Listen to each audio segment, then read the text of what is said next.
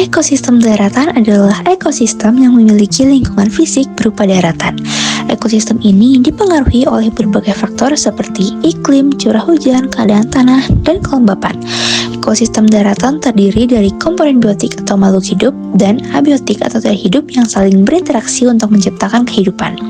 Contoh ekosistem daratan meliputi tundra, taiga, hutan peluru sedang, hutan hujan tropis, padang rumput, dan gurun. Ekosistem daratan terdiri dari beberapa jenis yang dibedakan berdasarkan kondisi lingkungan dan makhluk hidup di dalamnya. Contoh ekosistem daratan antara lain hutan yang memiliki keanekaragaman hayati tinggi.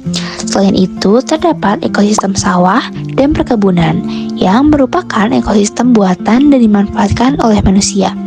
Ada juga padang rumput yang didominasi oleh tumbuhan rumput dan menjadi habitat bagi berbagai jenis hewan.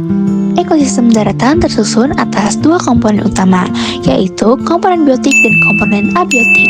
Komponen biotik adalah semua makhluk hidup yang ada di dalam ekosistem seperti tumbuhan, hewan, dan manusia.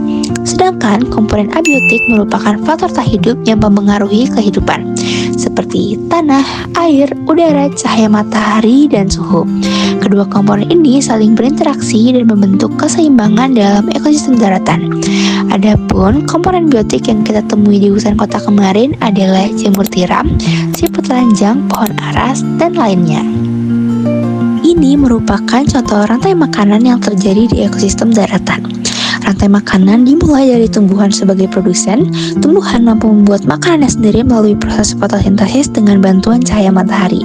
Karena itu, tumbuhan menjadi sumber energi utama dalam ekosistem. Selanjutnya, tumbuhan dimakan oleh serangga.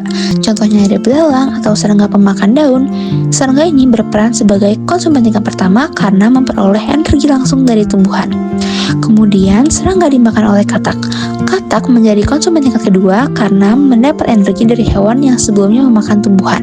Setelah itu, katak dimangsa oleh burung yang berperan sebagai konsumen tingkat ketiga. Energi berpindah dari satu makhluk ke makhluk hidup lainnya melalui proses makan dan dimakan. Terakhir, ketika makhluk hidup mati, sisanya akan diuraikan oleh pengurai, seperti jamur atau mikroorganisme. Pengurai mengembalikan unsur hara ke dalam tanah, sehingga dapat dimanfaatkan kembali oleh tumbuhan.